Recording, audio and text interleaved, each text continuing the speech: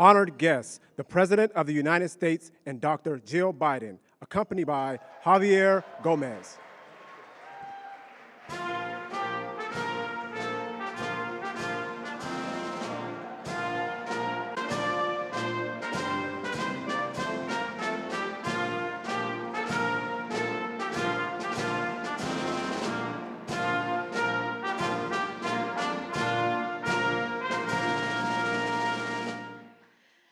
Thank you, everyone.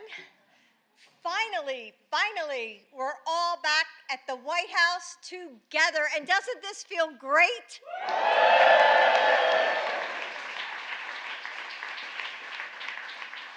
Kamala, Doug, Joe, and I are honored to welcome you to this year's White House Pride celebration.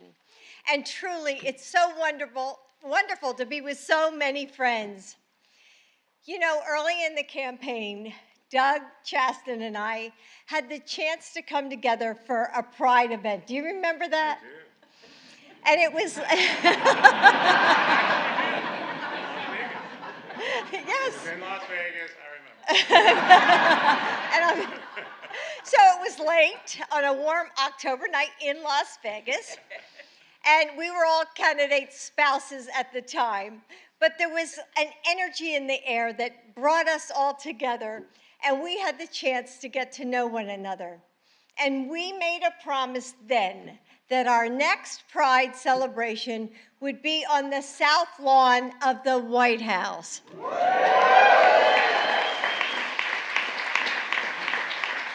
And now here we are once again, but it was just a little too hot and humid out there to be on the lawn. So every year that we gather here in our nation's capital is a reminder of just how far we've come, that we have LGBTQ leaders at some of the highest levels of government.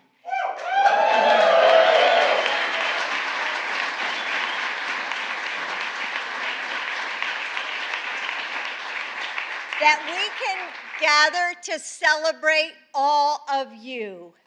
That your president and I are proud to stand with you and fight beside you. But we know that this progress hasn't reached everyone in the same way. We know that in places across the country, like Florida, Texas, or Alabama, rights are under attack. And we know that in small towns and big cities, prejudice and discrimination still lurk. It shouldn't take courage to be yourself. It shouldn't take courage to go to school and walk down the halls as the person you know you are. It shouldn't take courage to hold the hand of the person you love on a bus, to kiss them goodbye on the sidewalk, to share one of the most fundamental and beautiful connections that any one of us can have in this life. It shouldn't, but too often and in too many places, it still does. And in some way, all of you here today have called on that courage. And you've used your voice to say, we will not go back.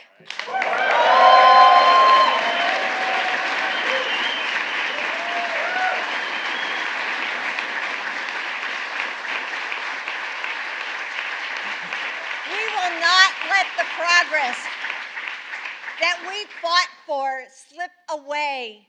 Pride is a celebration of the courage it takes to stand up for what's right, to become the leaders we need to live an authentic life.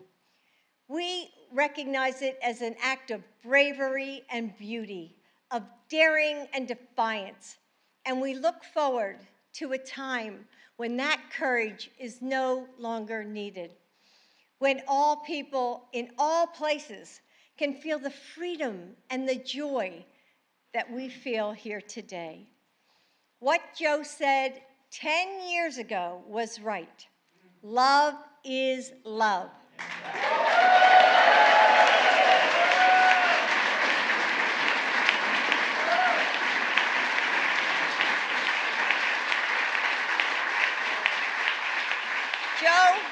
Joe and I are grateful for all of you, and we will never stop working for that future. So now I'm so proud to introduce our next speaker. I'm always impressed when young people are brave enough to come to the White House and speak in front of so many leaders. But after organizing a walkout at his high school to protest the Don't Say Gay bill, leading a rally of his peers,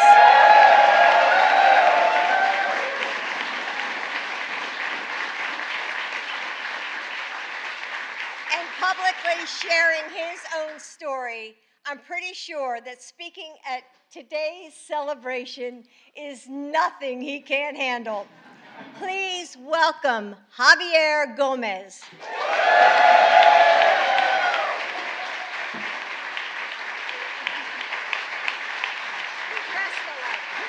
Yes, we press the light.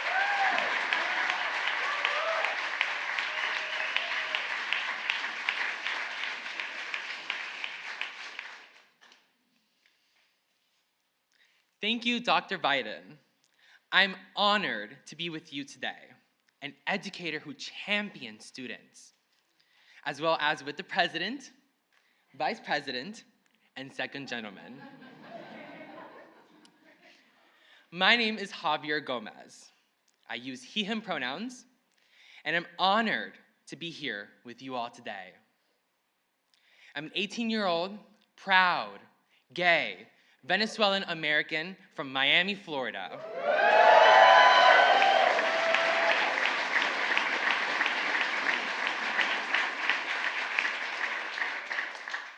I graduated high school last week, and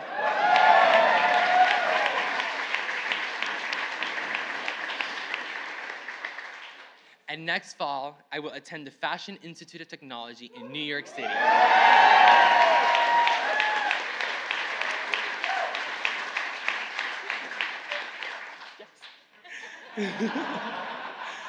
Oh my God, the Vice President told me it was a big deal. Oh my God.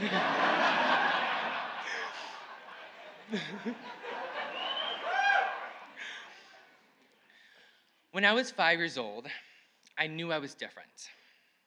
I knew I liked boys, but I didn't know the words for it. I was mocked and bullied for being too gay, too feminine, or too outgoing. Those words silenced me. But I had an escape from this. My openly gay 5th grade teacher. He created a classroom that made me feel welcomed. I even remember noticing his rainbow socks. It was a small but big symbol that gave me hope. As I grew older, coming out was a rocky process. But my 5th grade teacher provided me the support I needed to understand my identity. I fear other students in Florida and across the country would not be able to get the same support because of hateful legislation like the Don't Say Gay bill. But my presence here is a testament that we are fighting back.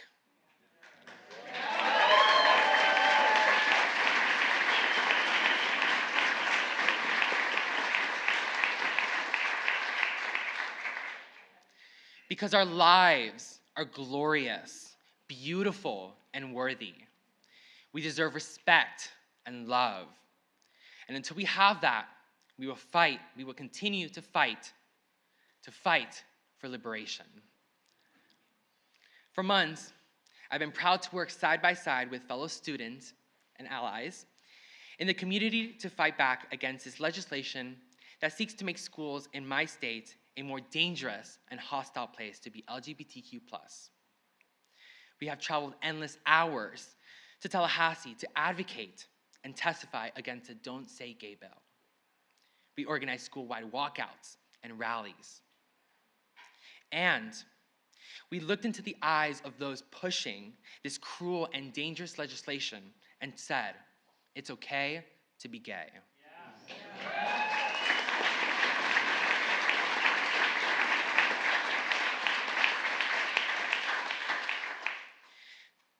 I'm fighting for the next little Javier, so he doesn't have to cry himself to sleep every night, aching that he wakes up normal. To all the supportive parents, youth activists, teachers, and allies, I am proud to stand here today with you and with a true leader.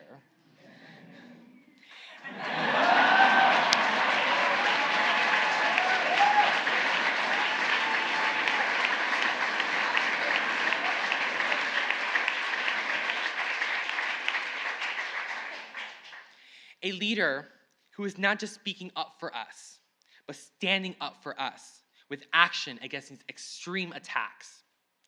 While the governor of my state has turned his back on young LGBTQ+ people and our families, I'm proud to stand here today with a leader who does have our back.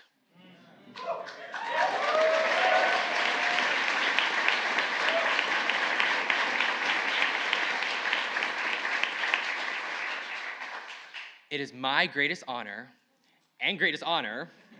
to introduce the 46th President of the United States of America, President Joe Biden.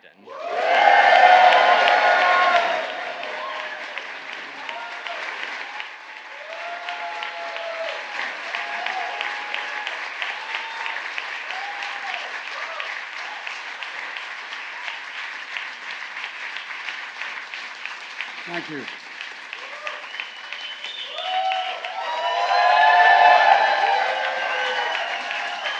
Thank you.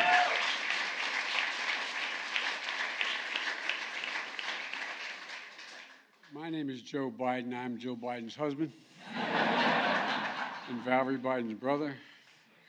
And let me start off by saying, Javier, when you're president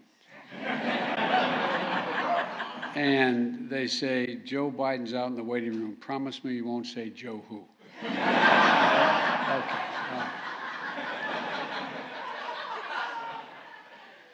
Thank you for that introduction, Javier, and for your incredible leadership and at such a young age down in Florida.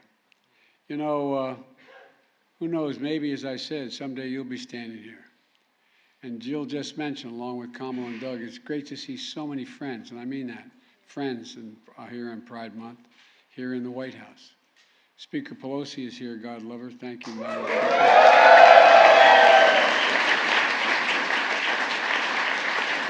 Majority Leader Chuck Schumer from New York.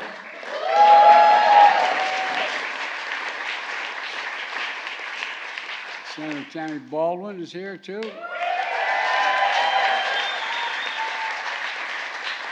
Congressman Dave Cicilline is here. And the senator who took my seat in the United States Senate, a guy named Chris Coons. Chris. And other members of the Equality Caucus. There are too many other people to mention by name. I shouldn't probably have started, but I want to say I acknowledge Judy and David Shepard, parents of Matthew Shepard.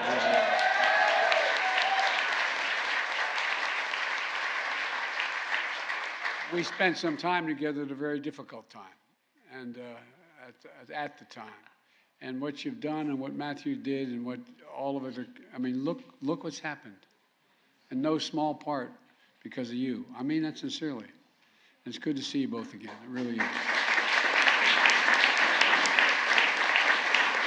And by the way, it's almost exactly 7 years since the Supreme Court affirmed marriage equality in America. And Jim, you called me on the steps of the Supreme Court after that. Where's Jim? There you go. You called me. I got this phone call when the court decision came down, and Jim was standing on the, I think you're on the steps of the Supreme Court when you called me. And you said, well, we did it. We did it. We did it. The victory is not just for you and John, but for the whole country. The whole country. And Jim, it's good to see you, pal. It really is. You know, and as a point of personal privilege, I want to acknowledge Sarah McBride. Sarah, where are you?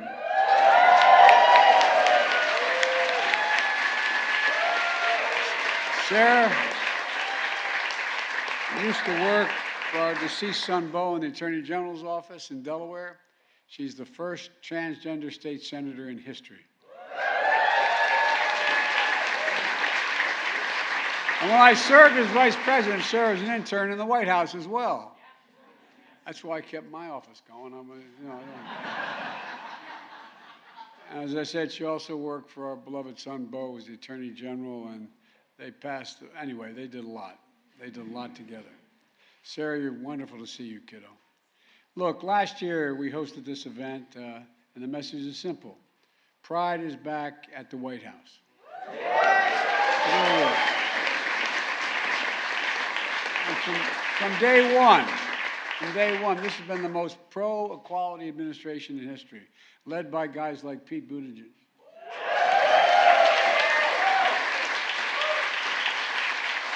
And so many others. I think we have more LGBTQ plus people than any administration or every administration combined. No, I really mean it. I totally mean it. Because I promised when I got elected, I wanted my administration to look like America across the board. And we've done that. A record number of out and proud appointees at every single level of our government. And as I said, you know, Secretary Buttigieg, who needs no introduction, is doing an outstanding job of rebuilding America. And I mean that in a literal sense, and not just in terms of what he's doing in transportation, but he's helping rebuild pride in America. And you know,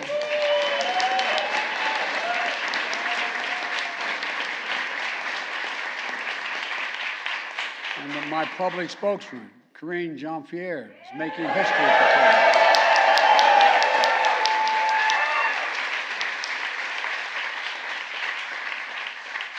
We're also joined by the Assistant Secretary of Health and Education and Human Services, Admiral Rachel Levin. And Undersecretary of Defense, Sean Steele. Where's the Undersecretary of Defense? There you go. Thank you very much for being here. The first and second transgender Americans to be Senate confirmed in American history.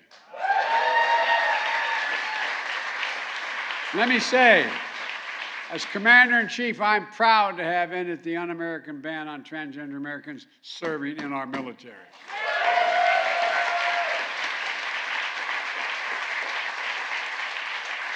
And just last week, the Department of Defense announced new policies allowing HIV-positive service members to finally be able to be deployed and commissioned. I'm also proud to have signed an executive order on my first day in office to combat discrimination against LGBTQI, plus Americans in housing, in healthcare, in education, in employment, financial services, and the criminal justice system. First thing I signed. And you know,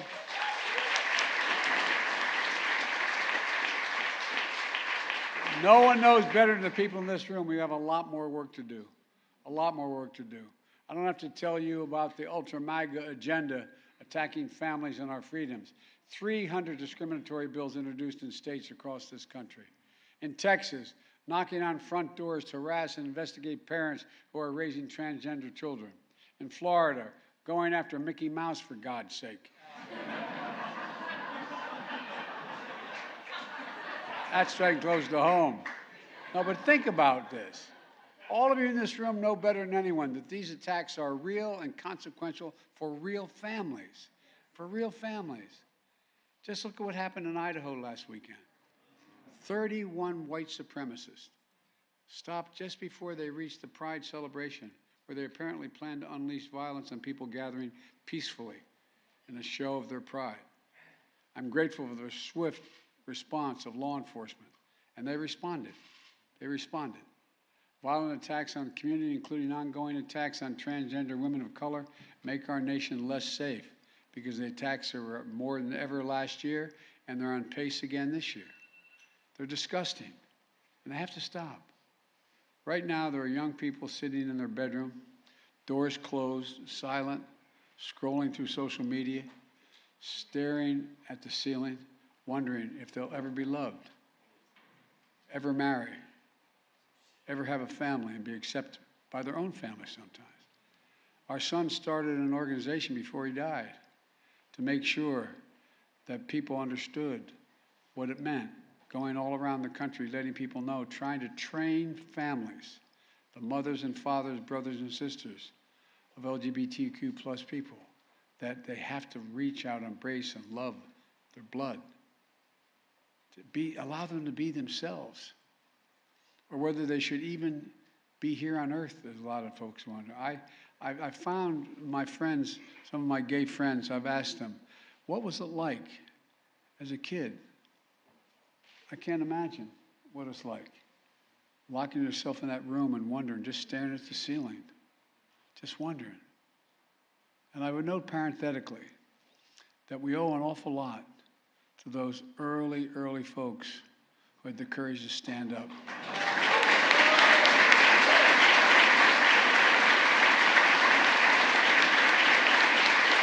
No, I really mean it. The message then was not only could you be physically beaten, but you'd lose your job. You couldn't. We owe so many people. And my message to all the young people: just be you. You are loved. You are heard. You are understood. You do belong. And I want you to know that as your president, all of us on this stage have your back. We have your back.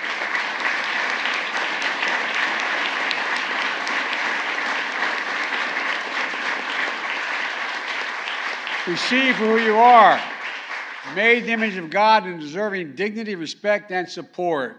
Today, I'm about to sign an executive order that directs key federal agencies to protect our communities from those hateful attacks and advance equality for families. My order will use the full force of the federal government to prevent inhumane practices of conversion therapy. This is the first time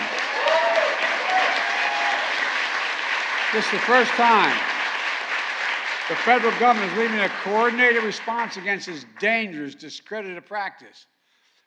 The executive order will also support mental health for children by addressing bullying and suicide and making our schools safer.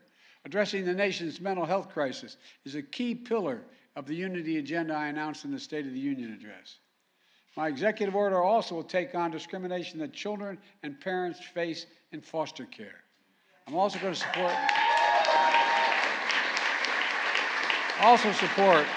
older adults so they can age with dignity. And also, there's a lot there that aren't. And we'll also do so much to protect and support our fellow Americans. But Congress has to pass an act as well, and that's the Equality Act.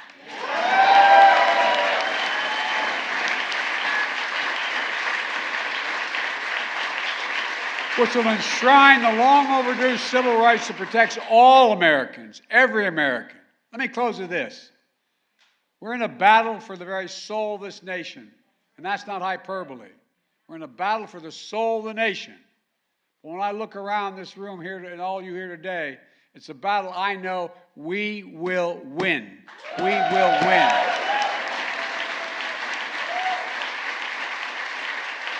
And we'll do so on the shoulders of so many people who are no longer with us, but who paved the way for us.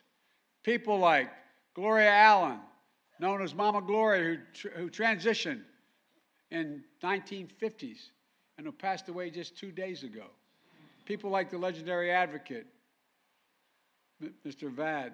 You know, I mean, you go back and think of the people who passed away last month from cancer and who once said, the gay rights movement is the integral part of the American promise of freedom. To all here today, thank you for working to deliver the American promise of freedom. May God bless you all, and may God protect our troops. Now I'm going to sign an executive order. Joining me will be a group of young people who are standing up for equity and a promise of freedom, as well as a few other folks. So, folks, thank you. I know you've been standing a long time. Just sort of lean against one another. You're so crowded. We'll all work out, okay? Thank you. Thank you.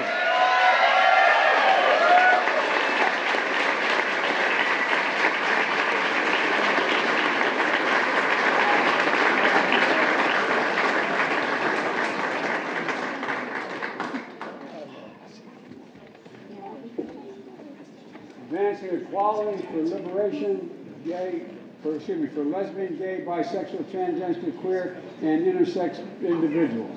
That's what I'm about to sign.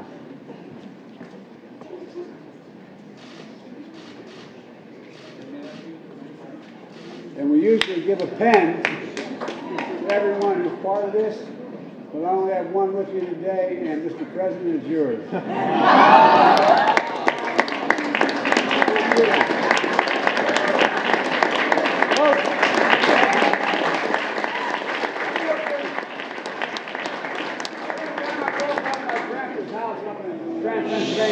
He yelled, "Joey, keep the faith." Our grandmother yelled, "No, spread the faith. Go spread it. Let's go."